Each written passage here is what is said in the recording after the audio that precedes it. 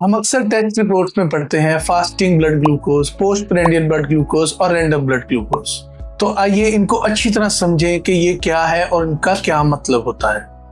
तो नमस्कार, मैं हूं doctor Siddharth Arora, DM endocrinologist, और आज हम समझेंगे ब्लड शुगर के डिफरेंट टेस्ट्स के बारे में। तो इसे समझने से पहले हमें ये जानना जरूरी है कि हमारी बॉडी में हर वक्त शुगर की वेरिएशन चलती रहती है। जब हम उठते हैं तो शुगर कुछ और होगी, कुछ खाने के बाद शुगर कुछ और होगी, दोपहर शाम में शुगर कुछ और होगी। बॉडी के खुद के कुछ ऐसे मैकेनिज्म्स हैं जिसके कारण शुगर कम या ज्यादा हो सकती है। सिर्फ खाने से नहीं, अगर हम नहीं भी खाएंगे तो कुछ समय में आप देखेंगे कि शुगर ऊपर नीचे हो सकती है। तो शुगर्स के टेस्ट कौन से और किस तरह से किए जाते हैं। तो फास्टिंग ब्लड ग्लूकोज का मतलब क्या है? फास्टिंग ब्लड ग्लूकोज यानी कि खाली पेट ब्लड ग्लूकोज।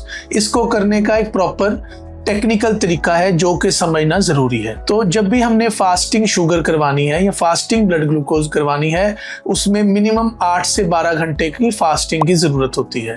8 से 12 घंटे मतलब कि अगर आप कोई पेशेंट रात को 9 बजे रात का खाने का सेवन कर रहा है तो सुबह उसको जरूरत है वो 7 से 9 बजे के बीच में करवाए तो वो एक अच्छा टेस्ट माना जाएगा। फास्टिंग का मतलब क्या है? फास्टिंग का मतलब है कि इस 8 से 12 घंटे के जो ड्यूरेशन है, जो टाइम लिमिट है, इस 8 से 12 घंटे में पानी पेशेंट पी सकता है, किसी तरह की दूध, चाय, इवन के वो फीकी चाय हो, ब्लैक कॉफी या किसी तरह की भी और चीज का पेशेंट सेवन नहीं करना चाहिए। अगर हमें अच्छी तरह फास्टिंग शुगर अपनी देखनी है तो सिर्फ पानी ही पेशेंट ले सकता है और कोई चीज नहीं ले सकता। बहुत लोगों को ये डाउट होता है कि शुगर क्या ब्लड में करनी चाहिए, मतलब जो हमारी वेन्स वाली शुगर करनी चाहिए, या हमें हाथ वाली शुगर जिसको कैपिलरी ब्लड ग्लूकोज कहते हैं वो करनी चाहिए। तो आज हम इसको भी अच्छी तरह जानने की कोशिश करेंगे। जो पेशेंट नॉन केस नहीं है डायबिटीज का, मतलब कि जिसको डायबिटीज नहीं है, तो हम उनमें ज्यादा उनको प्रेरित करते हैं कि अगर आप जानना चाहते हैं आप में शुगर है कि नहीं तो अपनी वेन वाली ब्लड ग्लूकोज चेक करें। वेन वाली ब्लड ग्लूकोज ज्यादा एक्यूरेट होती है। जो ब्लड ग्लूकोज ग्लूकोमीटर वाली जो शुगर होती है उसमें 10 to 15 मिलीग्राम पर डेसीलीटर का अप या डाउन हो सकता है। ब्लड ग्लूकोज वाली मशीन किसके लिए ज्यादा जरूरी होती है? जिन पेशेंट्स को डायबिटीज डायग्नोज है और वो दवाई पे है। तो ग्लूकोमीटर हमें रेंज बता सकता है, शुगर का ट्रेंड बता सकता है कि क्या ये ऊपर की तरफ जा रही है ओवर डेज या ये नीचे की तरफ जा रही है। और इन पेशेंट्स में शुगर कम होने का खतरा होता है, वो ग्लूकोमीटर से पेशेंट चेक कर सकता है। अब नॉर्मल ब्लड ग्लूकोज फास्टिंग को समझेंगे। नॉर्मल कितनी होती है? अगर पेशेंट नॉन डायबिटिक है तो उसके अंदर हम मानते हैं 70 to 99 पेशेंट की ब्लड ग्लूकोज फास्टिंग एक नॉर्मल लेवल है। अगर वो 100 to 125, 100 से 125 है तो इसको हम बोलते हैं pre diabetic range. Impaired fasting glucose इसको मेडिकली बोला जाता है। और जब ये 126 या इससे ज्यादा हो जाए तो ये डायबिटीज वाली रेंज हो जाती है। अगर एक पेशेंट डायबिटिक है जिनको दवाई चल रही है तो उसमें नॉर्मल फास्टिंग ब्लड ग्लूकोज हम बोलते हैं 80 to 130, 80 से 130 मिलीग्राम पर डेसीलीटर एक नॉर्मल शुगर मानी जाती है फॉर पेशेंट, उन पेशेंट्स में जिनको डायबिटीज की दवा चल रही है। अब आगे बढ़ के हम चलते हैं पीपी ब्लड ग्लूकोज, मतलब पोस्ट प्रेंडियल ब्लड ग्लूकोज को समझने की कोशिश करते हैं। टेक्निकली इसका मतलब होता है नाश्ते के 2 घंटे के बाद वाली शुगर।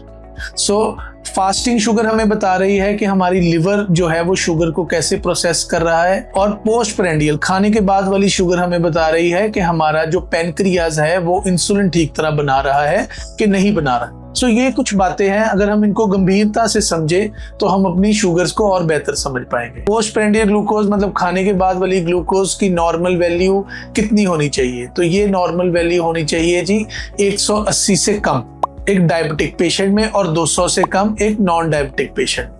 पहले हम नॉन डायबिटिक पेशेंट की अगर वैल्यू की बात करें तो ये 140 से कम नॉर्मल मानी जाती है।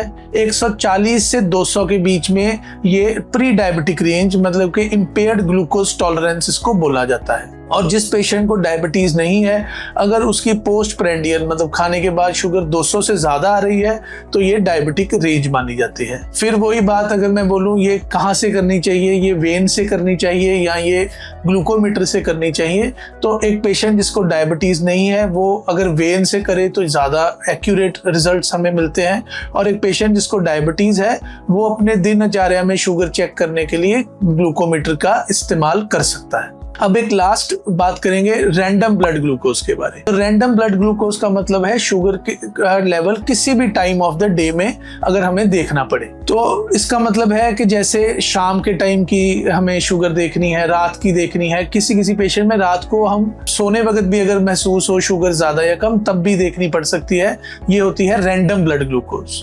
अगर हम इसके यूज के बारे में बात करें तो जिस पेशेंट को डायबिटीज नहीं है उनमें अगर पेशेंट को लक्षण रह रहे हैं बढ़ी हुई शुगर के, लक्षण मतलब अगर पेशेंट को महसूस हो रहा है कि उसका वजन बिना मतलब कम हो रहा है, मुंह ज्यादा सूख रहा है, पेशाब ज्यादा आ रहा है, तो इन पेशेंट्स में हम रैंडम ब्लड ग्लूकोज चेक करने को भी बोल सकते हैं। और अगर ये 200 से ज्यादा हो तो इसको अब नॉर्मल माना जाता है, डायबिटिक रेंज में माना जाता है। एक पेशेंट जो ऑलरेडी इंसुलिन पर है या फिर दवाइयों पे है तो उसको हम बोलते हैं कि आप अपनी रैंडम ब्लड ग्लूकोज भी बीच बीच में चेक किया करो, और ये लेवल हम 180 से कम रखने की कोशिश करते हैं। तो ये शुगर्स जो डिफरेंट हमने टाइम की बात की, जैसे कि मैंने बताया ये सब शुगर्स हमें डिफरेंट नॉलेज दे रही हैं, और ऐसा देखा गया है कि इंडियन पॉपुलेशन में जो पोस्ट प्रेंडियल ग्लूकोज है मतलब खाने के बाद वाली ग्लूकोज है ये ज़्यादा बढ़ती है।